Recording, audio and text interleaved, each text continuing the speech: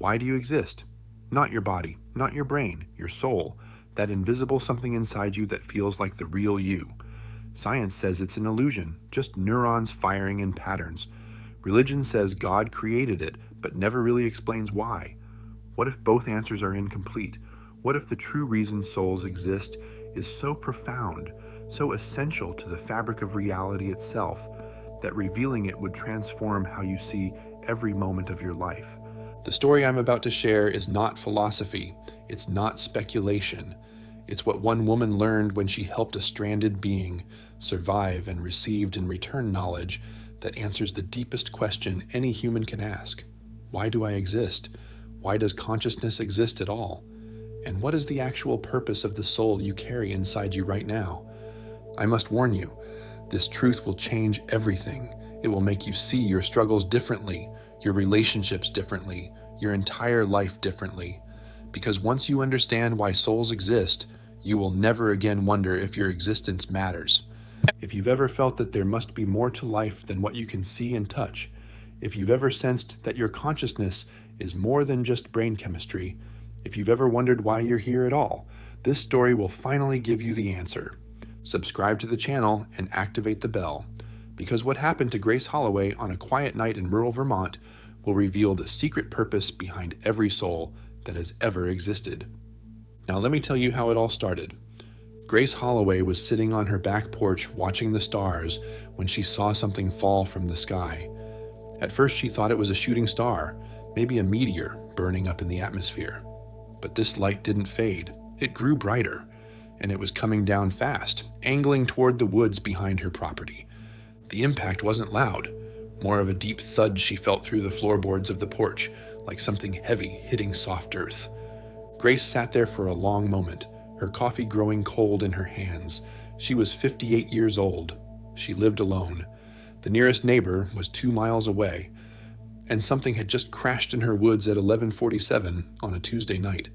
The smart thing would be to go inside, lock the doors, maybe call someone in the morning to check it out. But Grace Holloway had never been particularly smart about things like that. She had spent her whole life walking toward things that scared her instead of away from them. It was how she'd survived, how she'd built a life worth living out of ruins that should have destroyed her. She set down her coffee. She grabbed the flashlight she kept by the back door, and she walked into the woods. To understand why Grace made that choice, you need to understand who she was, and who she was started with, who she had been. Grace Holloway grew up in foster care in Boston. She never knew her biological parents. She was told her mother was a teenager who couldn't keep her, and her father was unknown. She bounced between 7 different homes before she aged out of the system at 18. Some of those homes were okay, some were not. Grace learned early that the world was not a safe place, that adults could not be trusted, that the only person who would ever truly look out for Grace Holloway was Grace Holloway. She put herself through community college, working nights at a convenience store. She got a degree in social work because she figured if anyone understood kids in the system, it was someone who had survived it. For 23 years, Grace worked as a child welfare caseworker in Vermont. She was good at it, really good. The kids trusted her because she never pretended. She never gave them false hope or empty promises. She told them the truth, which was that life was hard and unfair, and sometimes terrible things happened to people who didn't deserve them. But she also told them something else, something she believed with every fiber of her being. You are more than what happened to you. You have something inside you that can't be broken no matter how hard they try. And if you can just hold on long enough, you will find your way to a life worth living. Grace had seen it happen. Kids who had every reason to give up, who had been through horrors that would break most adults, somehow finding their way to stability, to love, to meaning. She had watched them transform, and she had always wondered what that something inside them actually was. She retired 3 years ago, not because she wanted to, but because her body gave out. 30 years of stress and bad coffee and never enough sleep had left her with a heart condition that required her to slow down. Her doctor told her to move somewhere peaceful, somewhere quiet, somewhere she could rest. So Grace bought a small house on 10 acres of Vermont woods. She planted a garden. She read books she'd never had time to read. She sat on her porch at night and watched the stars. and tried to figure out what the point of the next chapter of her life was supposed to be. She had helped hundreds of kids over the years. She had made a difference. But now, alone in her quiet house with her quiet garden and her quiet heart condition, Grace found herself asking questions she had avoided her whole life. What happens when I die? Is there anything after this? Do I have a soul? And if I do, why? What is it for? These questions kept her up at night. They followed her through her days. They sat with her on the porch as she watched the stars. And now, something had fallen from those stars into her woods. Grace walked for maybe 10 minutes before she found it. Her flashlight beam swept across the trees and then stopped on something that didn't belong. Something metallic. Something smooth and curved in a way that nature never makes things. It was a craft of some kind, small, maybe the size of a car, but shaped like nothing she had ever seen. There was damage on one side, a gash in the hole that exposed something glowing faintly inside. Grace stopped walking. Her heart, the heart her doctor said needed rest and quiet, was pounding hard. And then she saw the figure. It was sitting with its back against a tree, maybe 20 feet from the craft. Even in the flashlight beam, Grace could tell it wasn't human. The proportions were wrong, the limbs too long, the head too large, skin that looked grayish in the harsh white light. Grace should have run. Any sensible person would have run. But Grace Holloway had spent her whole life walking toward things that scared her. And besides, there was something about the way the figure was sitting, slumped, exhausted, hurt. She had seen that posture before, in kids pulled from bad homes, in teenagers who had given up hope, in human beings who had been through something terrible and didn't know if they could survive. Whatever this thing was, it was suffering. And Grace Holloway had never been able to walk away from something that was suffering. She approached slowly, keeping her flashlight trained on the figure. When she was about 10 feet away, she stopped. "Hello," she said. Her voice was steadier than she felt. "Can you understand me?" The figure lifted its head. The eyes were large and dark. They caught the flashlight beam and seemed to absorb it rather than reflect it. And then Grace heard a voice, not through her ears, inside her head, clear and quiet, and unmistakably not her own thoughts. "I understand you. Please. I need help." Grace took a step back. Her heart hammered. "You're in my head. How are you in my head? Telepathic communication. It's how my species speaks. I apologize if it's disturbing. I'm too weak for other methods right now." Grace stood there, processing. An alien, a real alien, crashed in her woods, speaking directly into her mind. "Are you hurt?" she asked. "Yes. The crash damaged my vessel and injured me. I need shelter. Time to heal. I would not ask, but I have no other options." Grace looked at the craft, at the being, at the dark woods around her. She thought about her quiet house, her quiet garden, her quiet life that had felt so pointless lately. "Okay," she said. "Can you walk?" "With assistance." Grace moved forward and helped the being to its feet. It was lighter than she expected, fragile somehow, like helping someone very old or very sick. "My house is about 10 minutes that way," Grace said. "No one else around. You'll be safe there." "Thank you." The voice in her head carried something that felt like genuine gratitude. "You are kind to help a stranger." "I spent my whole career helping strangers," Grace said. Habit at this point. They moved slowly through the woods, the being leaning on Grace's shoulder. It was surreal, completely impossible, and somehow, at the same time, it felt like exactly what Grace Holloway was supposed to be doing. She had asked the universe for a purpose. Maybe this was the answer. Grace got the being into her house and settled it on the couch in her living room. She brought blankets, water, though the being didn't drink it. She turned up the heat because the creature seemed cold. Then she sat in the chair across from the couch and looked at the impossible thing she had just invited into her home. "So," she said, "what do I call you?" "My name is difficult for human vocal cords. You may call me whatever is comfortable for you." Grace thought about it. The being had large, expressive eyes that reminded her of an owl she had once helped when it flew into her window. "I'm going to call you Owen," she said, "if that's okay." "Owen is acceptable." Grace nodded. "Okay, Owen. What happened to you? Why did you crash in my woods? My vessel experienced a malfunction during observation of this region. The damage was too severe to maintain altitude. I managed a controlled descent, but the impact was harder than intended. Observation? You were watching us? Yes. My kind has observed your species for a very long time. We find you fascinating. Grace felt a chill that had nothing to do with the temperature. Why? What's so fascinating about us? That is a large question. Perhaps too large for tonight. I am very tired. Grace looked at the being. Owen. Whatever it really was. She could see the exhaustion, the way those large eyes were struggling to stay open. Sleep, she said. We'll talk more tomorrow. I'm not going anywhere. You are kind, Grace Holloway, kinder than you know. How do you know my name? Grace asked. I never told you my name. I hear your thoughts.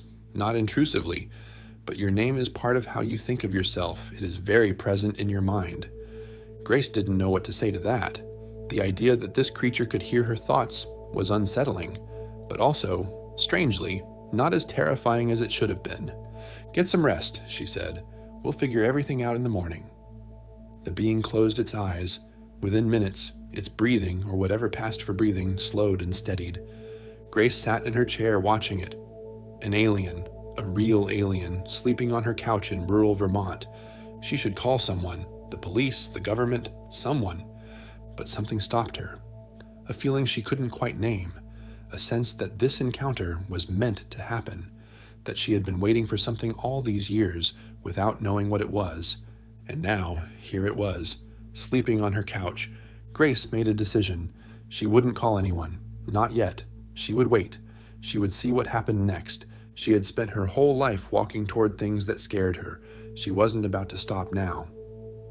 The next morning, Grace woke up on the couch opposite Owen, a blanket draped over her that she didn't remember pulling over herself.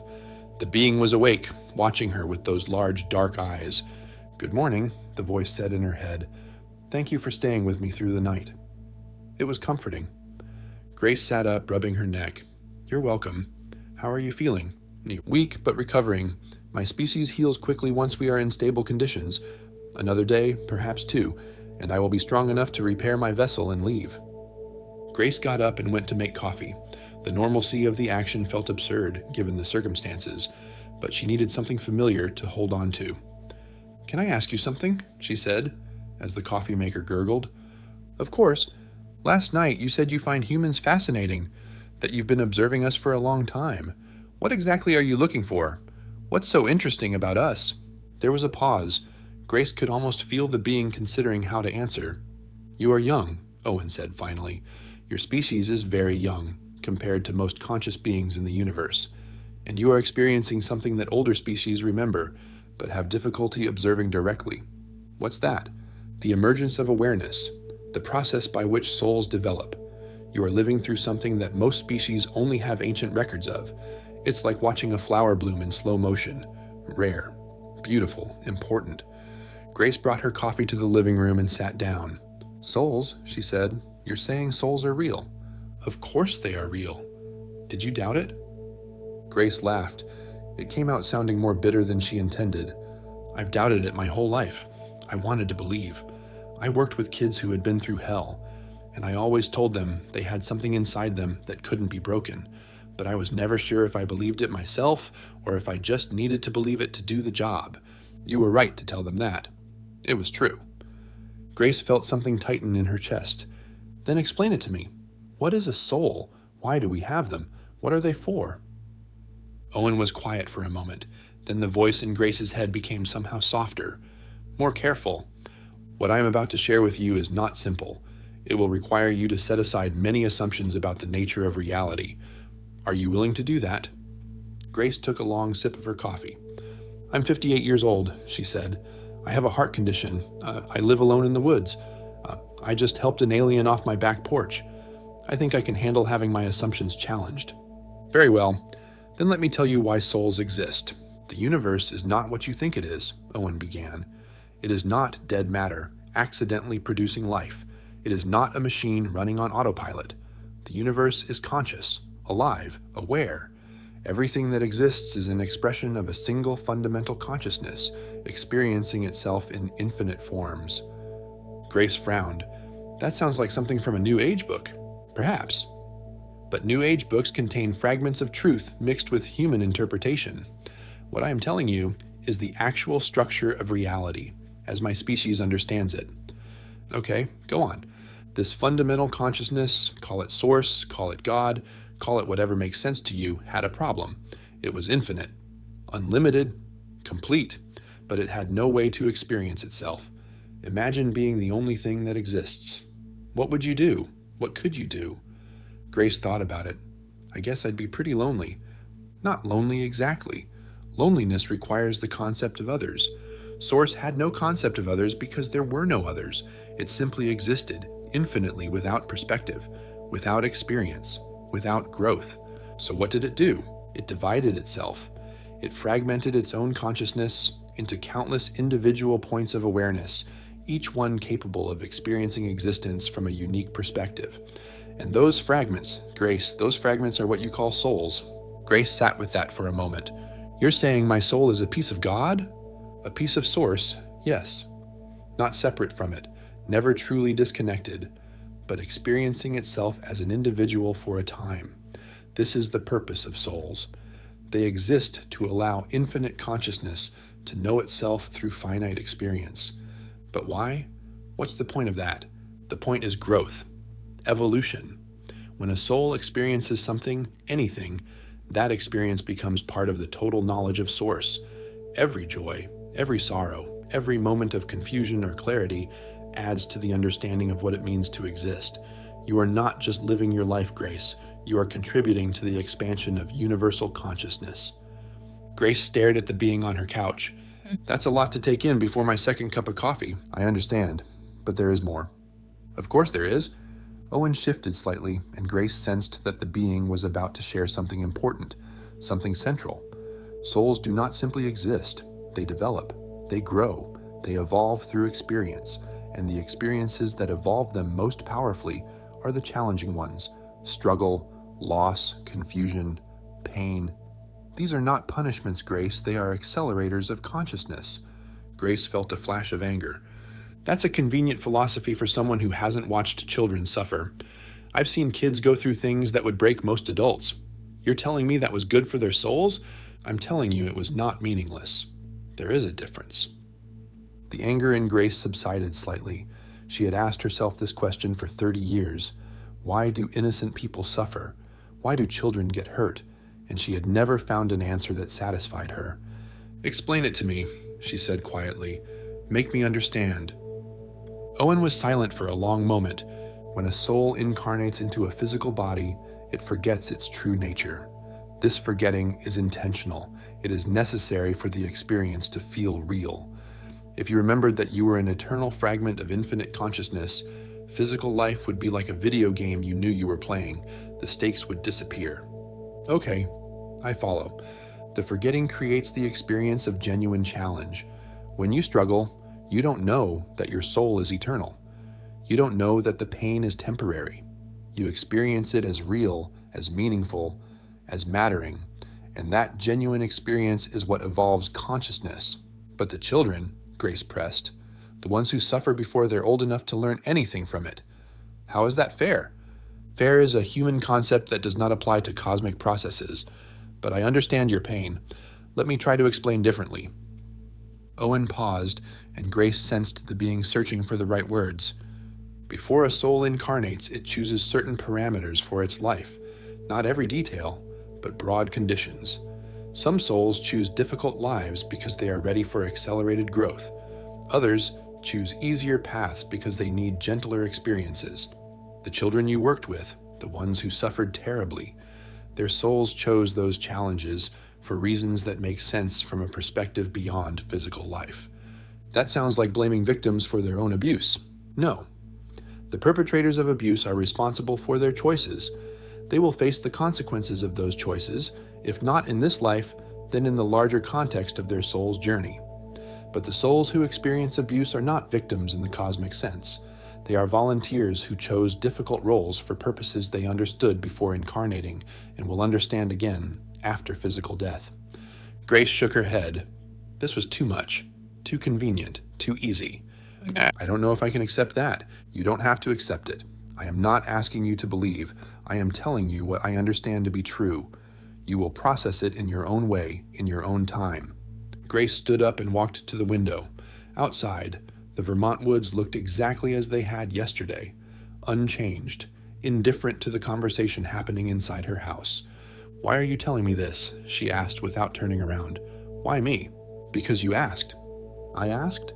"Every night on your porch, watching the stars, wondering about souls, wondering about meaning, wondering if your life mattered. Those questions created a signal, a resonance that beings like me can perceive. I did not crash here by accident, Grace. I crashed here because you were ready to hear what I have to share." Grace turned back to face the being. "That's a lot of responsibility to put on a retired social worker with a bad heart. You have spent your entire life helping souls navigate difficult experiences. You have told countless children that they have something inside them that can't be broken. You have believed, even when you doubted, that consciousness is more than flesh and chemistry. You are exactly the right person to hear this." Grace sat back down. Her coffee had gone cold. She didn't care. "Okay," she said. "Keep going. Tell me everything." And for the next several hours, Owen did. The being explained that souls exist in cycles. They incarnate, experience, die, and return to a non-physical state where they integrate what they learned.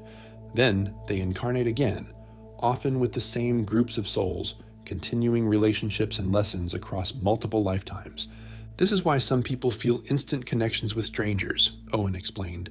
"They are recognizing souls they have known before, even though their current personalities have no memory of the previous relationship." Owen explained that the purpose of physical reality is to provide resistance. Non-physical consciousness exists in a state of ease and flow, but that ease does not produce growth. Just as muscles require resistance to develop, souls require challenge to evolve. "Earth is one of the more difficult schools," Owen said. "The forgetting is deep here. The challenges are intense. Souls who incarnate on Earth are generally more advanced, seeking accelerated growth that gentler worlds cannot provide." This made Grace think about the kids she had worked with, kids who had endured things that would destroy most people. According to Owen, they weren't victims of random cruelty. They were advanced souls who had chosen difficult paths. She still wasn't sure she believed it, but she couldn't deny that something about it felt true. Owen explained that death is not an ending, but a transition. When the physical body fails, the soul releases and returns to its fuller awareness. There is a process of integration where the life just lived is reviewed and understood from a higher perspective. Lessons are absorbed. Relationships are seen clearly. And then, when the soul is ready, it chooses another incarnation. "Is everyone reincarnated?" Grace asked. "Every soul. Not every soul, and not immediately. Some souls complete their cycles of physical incarnation and move on to other forms of existence. Others take long periods between lives, resting and integrating before returning. And some souls become stuck, attached to physical existence in ways that prevent their natural progression. Stuck how? Fear, guilt, attachment to identities or relationships that they cannot release. These souls sometimes remain close to the physical world, not fully incarnated, but not fully free either. Your traditions call them ghosts or spirits. They are simply souls in transition who have not completed their release. Grace thought about this. She had never seen a ghost, but she had felt presences sometimes, especially when working with kids who had lost parents. A sense that someone was watching over them. Can souls communicate with the living? Yes, though the communication is often subtle. Feelings, intuitions, dreams, synchronicities that seem too meaningful to be coincidence. The souls of those who have died are not gone. They are simply operating from a different level of reality, and they can reach across that barrier when the connection is strong enough. Grace thought about her parents, the ones she never knew, the mother who gave her up, the father who was never identified. Could I communicate with them, my biological parents? If they have died, yes. Their souls continue to exist. But remember, Grace, the personalities they had in their physical lives are not the totality of who they are. They are souls who played those roles for a time. The ones who connect with you now would be their larger selves, not the limited humans who made the choices that affected your childhood. That's strange to think about. It is, but it is also liberating. The people who hurt you were not evil souls. They were souls playing difficult roles, often learning through their failures just as you learned through yours. From the larger perspective, there is no permanent victim and no permanent villain. There are only souls evolving through experience. Grace sat with that. It challenged everything she had felt about the people who had failed her, the foster parents who had been cruel, the system that had overlooked abuse, the biological parents who had abandoned her. Could she see them as souls playing roles? Could she release the anger she had carried for decades? She didn't know, but something in her was willing to try. "There's one more thing," Owen said. "Something you need to understand about why souls exist." "What's that?" "They exist because love requires separation." Grace frowned. "What do you mean?" "Source is infinite consciousness, unified, complete. But love, real love, requires relationship. It requires an other to love. By fragmenting itself into individual souls, Source created the conditions for love to exist. Every connection you make, every relationship that moves you, every moment of genuine care for another being, is Source loving itself through the experience of apparent separation." "So love is the point?" Grace asked. "That's what souls are for. Love is the mechanism. The point is growth through relationship, and love is what makes that growth possible." Grace felt tears on her cheeks. She hadn't realized she was crying. "I spent my whole career telling kids that love matters, that connection matters, that no matter how bad things get, the relationships we form are what make life worth living." "You were teaching truth," Owen said, "even before you understood why it was true." Grace wiped her face. She looked at the being on her couch, this impossible creature from another world who had crashed in her woods and told her the secret of existence. "Why doesn't everyone know this?" she asked. "Why is this hidden?" "It is not hidden. It is simply forgotten. The forgetting is part of the design. If everyone remembered their soul's true nature, the intensity of physical experience would diminish. The growth would slow. The purpose would be undermined. But you're telling me, aren't you breaking the rules? There are no rules in the way you imagine. There are patterns, tendencies. And there are moments when specific souls are ready to remember early, to carry that remembering into their remaining physical life, to help others begin the process of awakening. This is one of those moments. You are one of those souls. What am I supposed to do with this?" Grace asked. "I'm a retired social worker. I live alone in the woods. I'm not a teacher or a guru or anything like that. You don't need to be. You simply need to live differently, to see the people around you as souls on journeys rather than personalities to be judged, to recognize that the challenges they face are not random cruelties but opportunities for growth. And when you are moved to share what you have learned, to share it. That's it. That's it. The universe does not require grand gestures. It requires sincere ones. One soul helping another soul remember is worth more than 1,000 churches preaching doctrines they don't understand." Grace laughed. "That's going to upset a lot of religious people. Truth often does." Over the next 2 days, Grace and Owen talked for hours at a time. The being recovered strength gradually, its grayish skin taking on a slightly healthier hue. Grace made meals for herself and kept Owen company, sitting in her living room, having the strangest and most meaningful conversations of her life.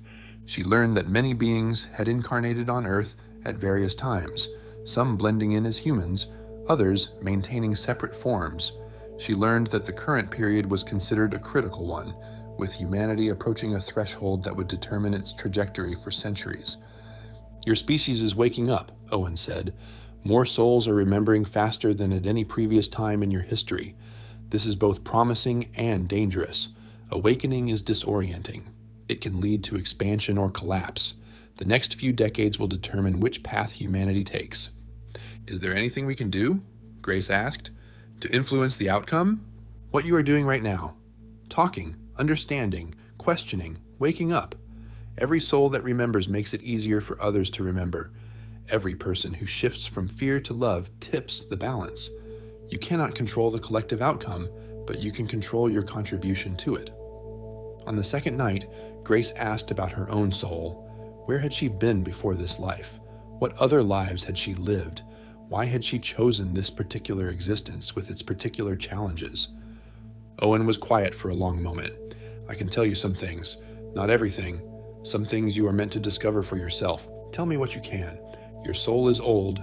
You have incarnated many times on this world and others. You are what might be called a helper soul. You are drawn to service, to healing, to supporting others through difficult transitions. This is not accident. It is who you are at the deepest level. Grace felt something resonate. And this life? Why did I choose foster care, abandonment, all of that? Because you needed to experience what it felt like to be the one in need. Many of your previous lives were spent helping others. This life was about receiving help or learning to receive it, about understanding vulnerability from the inside. But I spent my career helping kids. I didn't receive help. I gave it. You gave it because you knew how much it was needed, but you also never let anyone truly help you. You kept people at distance. You protected yourself so completely that you never experienced the vulnerability you told others was safe to feel. Grace felt the truth of that, hit her like a wave. Is that why I'm alone? Why I never married, never had kids, never let anyone in? It is part of it. But this is not failure, Grace. This is simply where you are in your journey. The question is what you do next. You are 58 years old. You have perhaps decades left in this body. How will you spend them? Grace didn't have an answer, but for the first time in years, she felt like the question mattered. On the third morning, Owen was strong enough to walk without assistance. They went together to the craft in the woods, and the beings spent several hours working on repairs while Grace watched. It's almost ready, Owen said as evening approached. I will leave tonight. Grace felt a strange pang. She had known this creature for less than 3 days, but something about its impending departure felt like loss. Will I see you again? Perhaps. Consciousness that has connected deeply tends to reconnect, but even if we do not meet again in this life, know that the connection exists. You can reach out to me through focused intention, through stillness and opening. I will hear you. Like prayer, like communication. Prayer as your species practices it is often more about asking than connecting. What I'm describing is simply opening a channel. No requests needed, just presence. Grace nodded. She had never been good at prayer. Maybe this would be different. Before you go, she said, is there anything else I should know? Anything I should do? Owen turned those large dark eyes toward her. Yes, 3 things. The first is this. Forgive everyone who has ever hurt you, not for their sake, for yours. Holding on to anger binds you to the past and prevents your soul from moving forward. The people who harmed you were souls playing roles just as you have played roles that harmed others in previous lives. Release them. Grace felt resistance rising, but also beneath it, a weariness. She was tired of carrying old wounds. Second, Owen continued, reconnect with your body. You have neglected it, treated it as a vehicle rather than a partner. Your soul chose this body for specific reasons. Honor it, care for it. The remaining years of your life will be richer if you inhabit your physical form fully rather than just occupying it. Grace thought about her heart condition, the way she had seen her body as betraying her rather than supporting her. And third? Third is the most important. Find someone to love, not romantically if that doesn't suit you, but find someone to whom you give yourself fully. A friend, a protege, someone who needs what you have to offer. Your soul's purpose involves connection. You cannot complete your journey alone. Grace felt tears threatening again. I've been alone my whole life. Yes, and you have survived. You have even thrived in certain ways, but surviving is not the same as living. And thriving alone is not the same as flourishing in connection. You helped hundreds of children, Grace, but you never let any of them truly into your heart. You protected yourself so well that you never experienced what you were teaching them to seek. The words hurt because they were true. I don't know how to do that, Grace said quietly. I don't know how to let someone in. You learn, the same way you learned everything else in your life, by trying, by failing, by trying again. Your soul knows how. Your personality has simply forgotten. The being moved toward the repaired craft. The gash in the hull had somehow sealed itself. The technology was beyond anything Grace could understand. Goodbye, Grace Holloway, Owen said. Thank you for your kindness. Thank you for listening. And thank you for being willing to carry what you have learned into the rest of your life. Thank you for crashing in my woods, Grace said. She meant it as a joke, but it came out sounding like the most sincere thing she had ever said. There are no accidents, Owen replied. Only patterns we don't yet understand. The being entered the craft, the hull sealed behind it, and then, with a sound like nothing Grace had ever heard, the craft lifted off the ground, rose above the trees, and disappeared into the night sky. Grace stood alone in the woods, watching the stars that had delivered this impossible experience and then taken it away. She should feel bereft, abandoned again, like she had been so many times before. But she didn't. She felt full, changed, awake in a way she had never been. Souls exist because love requires separation. She had been separated long enough. It was time to connect. The craft disappeared into the darkness, and Grace stood there for a long time. The woods were silent around her. An owl called somewhere in the distance, the same ordinary night sounds she had heard 1,000 times before. But nothing was ordinary anymore. Nothing would ever be ordinary again. She walked back to her house slowly, feeling the ground beneath her feet, the air in her lungs, the beating of her damaged heart. All of it felt different now, more real, more meaningful. She was a soul in a body, a fragment of infinite consciousness temporarily experiencing finite form. And every moment of that experience mattered.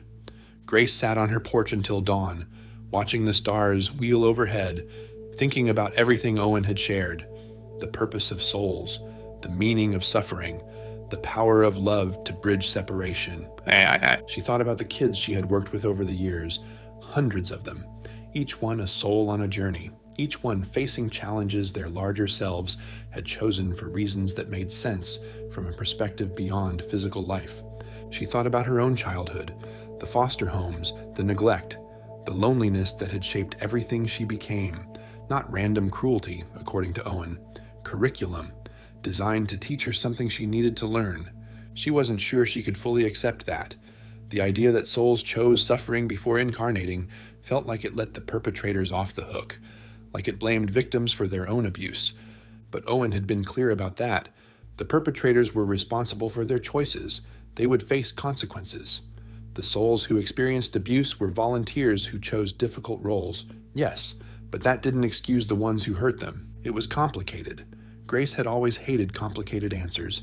She preferred simple ones, good and evil, right and wrong, victim and perpetrator. But life had never been that simple. She had seen good people do terrible things. She had seen damaged people become sources of healing for others. She had watched kids who should have been destroyed become the strongest adults she knew. Maybe Owen was right. Maybe the soul's perspective was larger than the personalities. Maybe what looked like tragedy from one angle looked like growth from another.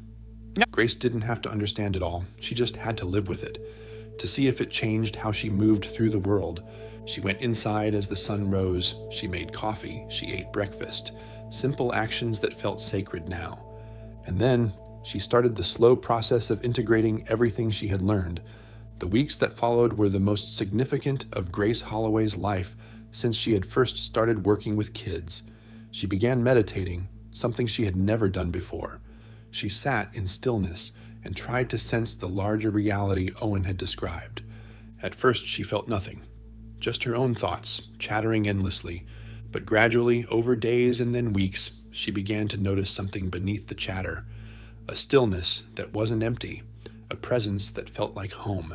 She started writing, not for publication, just for herself, recording everything Owen had shared, everything she was beginning to understand about souls and consciousness and the purpose of existence. She drove to the library in town and started reading books about near-death experiences, books about consciousness research, books about mystical traditions that had been saying similar things for thousands of years in different words. The more she read, the more she recognized what Owen had shared. It wasn't new. It was ancient wisdom that had been pointing in the same direction for a millennia. Owen had simply stripped away the cultural packaging and delivered it in terms Grace could understand. 2 months after the encounter, Grace made a decision. She called the foster care agency where she had worked for 2 decades.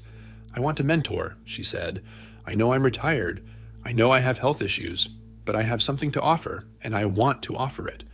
They found her a case, a 17-year-old girl named Maya, who was aging out of the system with nowhere to go.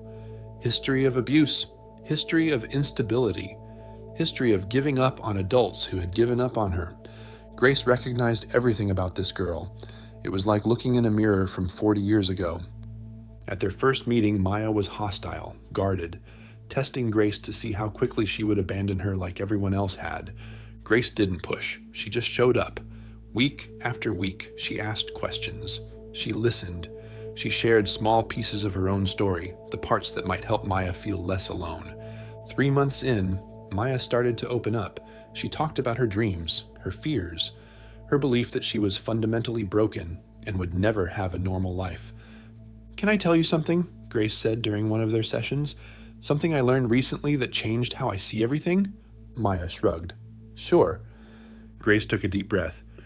"You have a soul, not in a religious way, not in a way that requires you to believe anything specific, but there is something in you that is more than your body, more than your brain, more than your history, and that something cannot be broken no matter what has happened to you."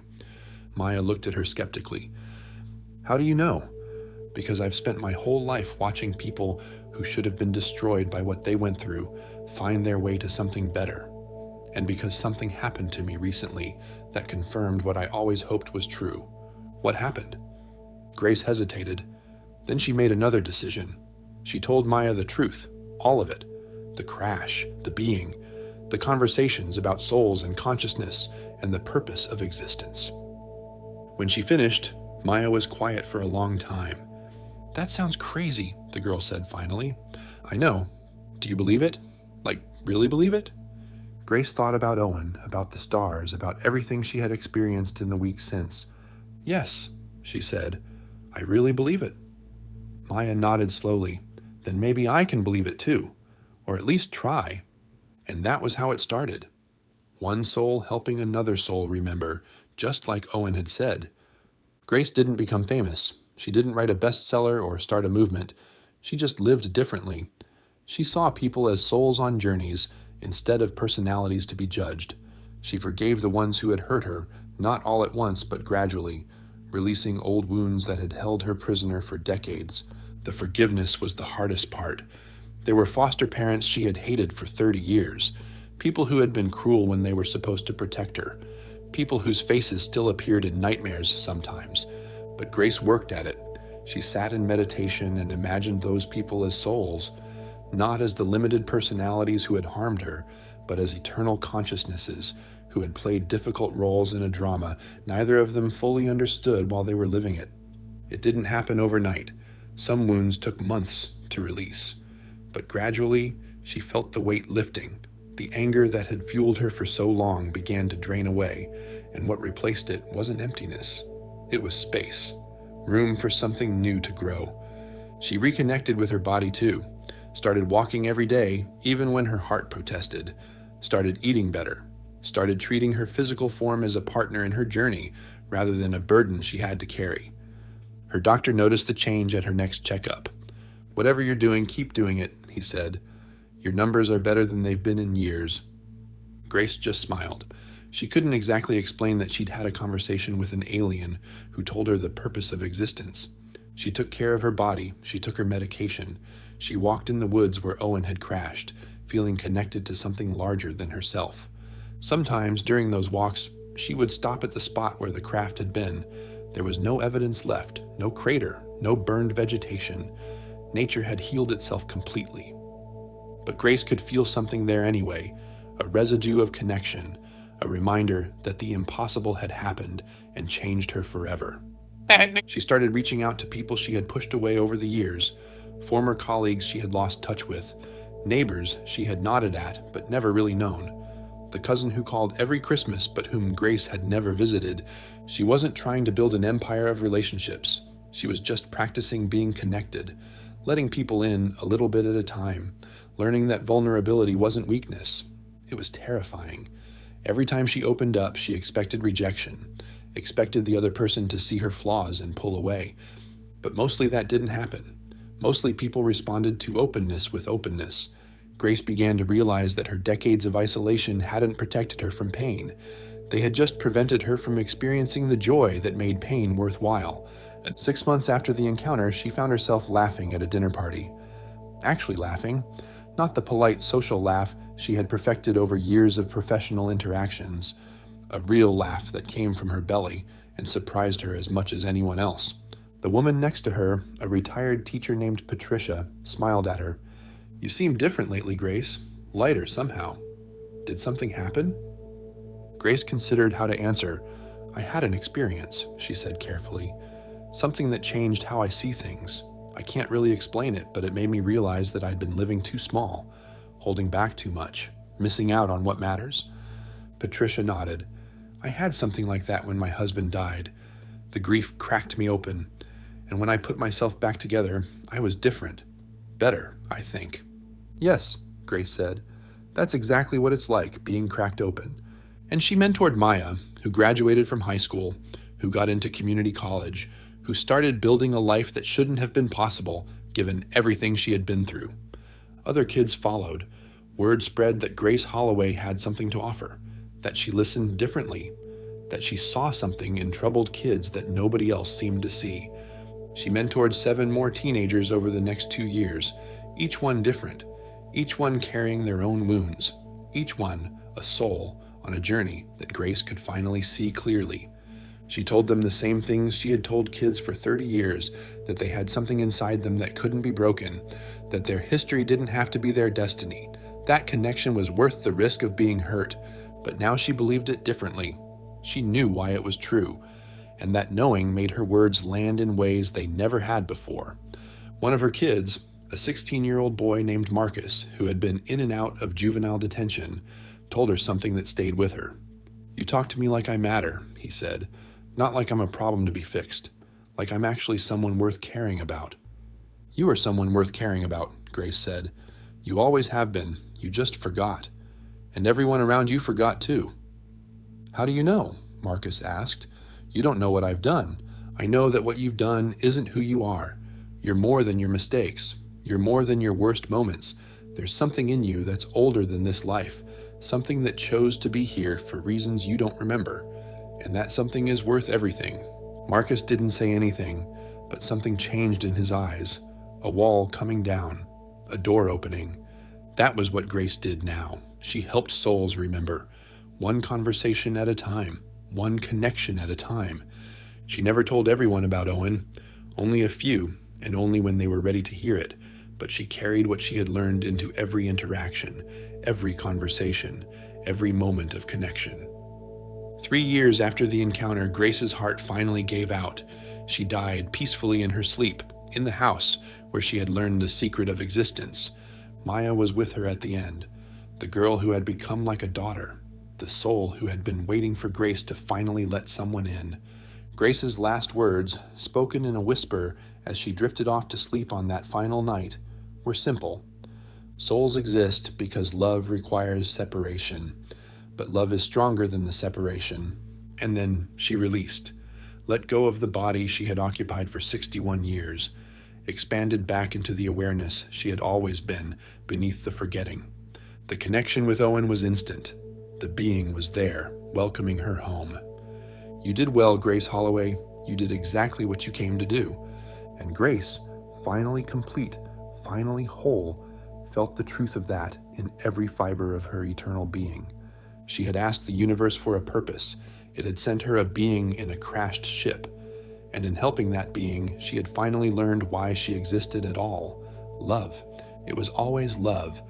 If you've stayed until the end of this story, something in you recognized what Grace learned. That sense that you are more than your body. That feeling that consciousness is not just brain chemistry. That intuition that your life has meaning beyond what you can see and touch. Souls exist because love requires separation. You are a fragment of infinite consciousness, temporarily experiencing finite form, growing through every challenge, expanding through every relationship, contributing to the evolution of awareness itself. Every struggle you face is not punishment, it's curriculum. Every loss you endure is not meaningless, it's transformation. And every moment of genuine connection with another soul is exactly why you exist at all. If this story stirred something in you, share your thoughts in the comments. What have you always sensed about your own soul? What experiences have made you feel that consciousness is more than what science claims? And if you want more revelations like this one, subscribe to the channel and activate the bell. Your soul chose to be here, in this body, at this time, for purposes that make sense from a perspective beyond physical life. The only question is what you do with the rest of your journey. Grace Holloway spent 58 years feeling incomplete. Then, an alien crashed in her woods and told her why she existed. Now you know too. What will you do with it?